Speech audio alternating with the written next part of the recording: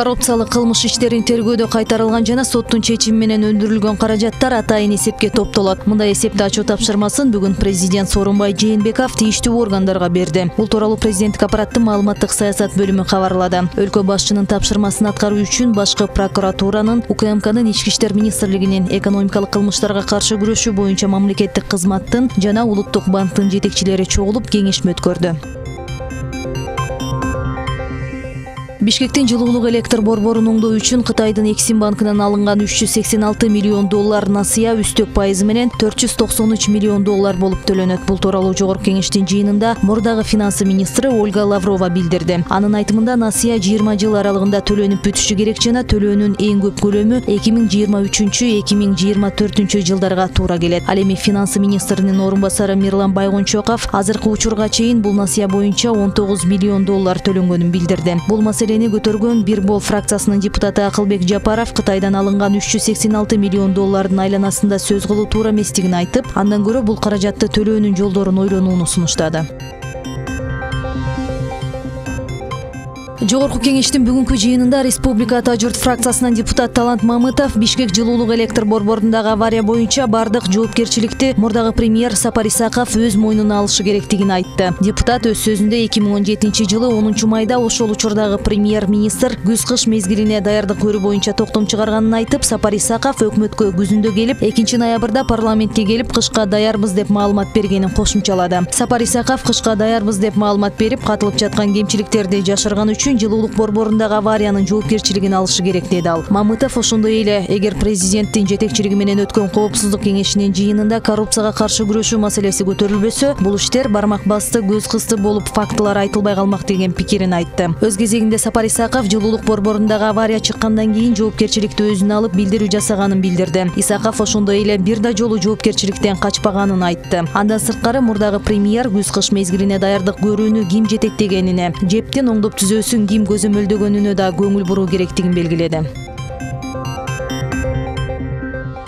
Борбордук шайлоо комиссиясынын отурумунда Гүлнара Клара Саматка Жогорку кеңештин депутатынын мандаты ыйгарылды. Бул тууралуу БШКнын маалымат бөлүмүнүн башчысы Жылдыз Шеримбекова кабарлады. Атын Гүлнара Клара Самат деп өзгөрткөн БШКнын мурдагы төрайымы Клара Кабилова Ата Мекен партиясынан мурдагы депутат Аида Салянованын ордуна келди. Жылдыз Шеримбекова буга чейин Гүлнара Клара Саматтын кош жарандыгы тууралуу маалымат кылдат текшерилгенин айтып, депутаттык күбөлүк кечээки жыйында тапшырылганын билдирди. Буга чейин Ата Мекен партиясынан Аида Салянованын ордуна депутат болуп келүүчү тизмесинде турган Гүлнара Клара Саматтын орус жарандыгы болушу мүмкүн экени айтылып, Карек коомдук бирикмеси аны тактоону БШКдан өтүнгөн. Клара Кабилова 2007 жылы БШКнын төрайымы болуп иштеп, кийин Орусияда жашап жүргөн. Кийин ысымын өзгөртүп Гүлнара Клара Самат болгон. Ал эми Аида Салянованын мандаты быйыл марттын башында алынган, тизмеде кийинки орунда Ташполот Балтабаев турат.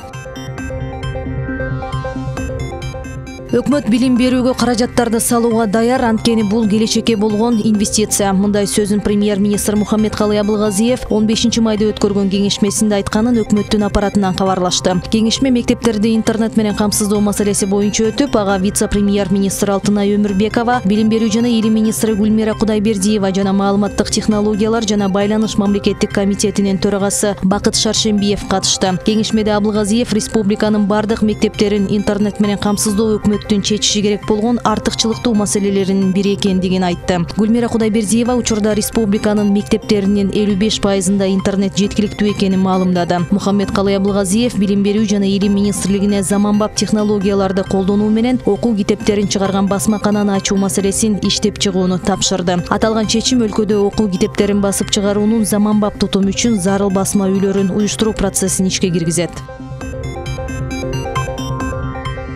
Өзгөчө кырдаалдар министри Нурболот Мирзахметов Ош облусуна болгон иш сапарын сел кырсыгынан жапа чеккен Каракулжа районунан баштады. Бул тууралуу ведомствонун маалымат кызматынан кабарлашты. Ага ылайык министр селден жабыркаган каналдын абалын көрүп, жергиликтүү бийлик өкүлдөрү менен жолукту. Жолугушуу учурунда Каракулжа районунун акими Пиримберди Дыйканов селдин кесепетинен жабыркаган каналдарды калыбына келтирүү маселесин козгоду. Министр облустук башкармалыкка маселени биргелешип чечип, абалды жөнгө салуу боюнча тапшырма берди деп айтылат маалыматта. Эскерте кетсек, Ош облусунун Кулжа районунда 13-14 май күндөрү нөшөрлөп жааган жаандын кесепетинен Коктоголоттордон түшкөн селдин суусу Акторпак каналына батпай ашып бир нече айылды каптаган. Ошондой эле Баткен облусунун Лелек районунда да 13 май күнү сел жүргөн. Анда Чимген айылында 2 турак үйдү, Исфана шаарында 1 турак үйдүн жана Ак Чайыр балдар интернатынын жертөлөсүн суу каптаган.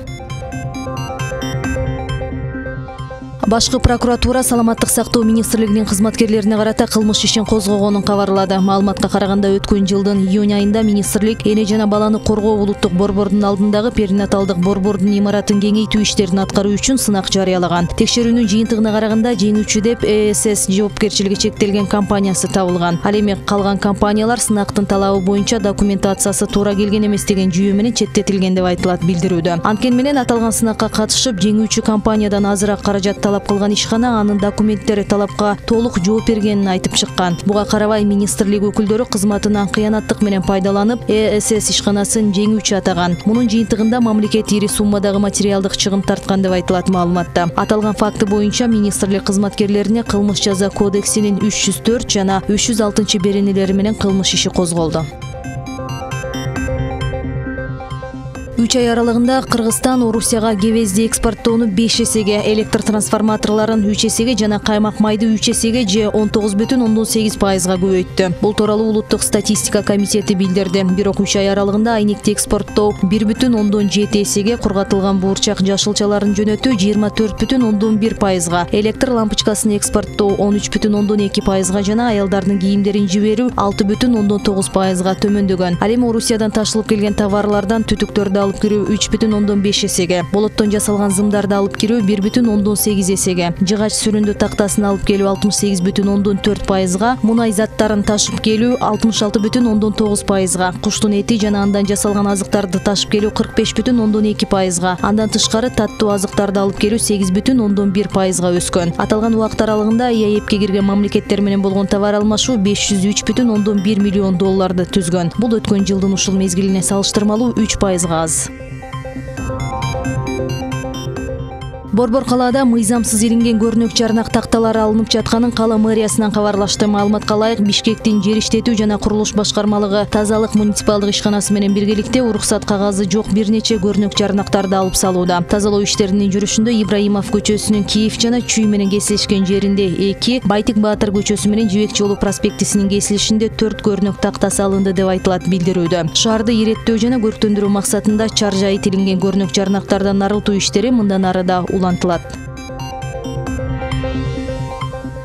Ош облусунун Кара Суу районундагы Фуркат айылында жайгашкан соода түйүндөрү менен чайканадан чыккан өрт толугу менен өчүрүлдү. Бул тууралуу өзгөчө кырдаалдар министрлигинен кабарлашты. Кырсык тууралуу маалымат 15 майда кечки саат 21:00 чамасында түшкөн. Жеринде өрт өчүрүүчү 5 унай иш алып барганы айтылат. Жалын 22:00 чектөөгө алынган. Ал эми өрт толугу менен саат 23:58 өчүрүлгөн. Өрт кырсыгы соода түйүндөрүнөн чыгып, жанаша жайгашкан чайканага өткөн.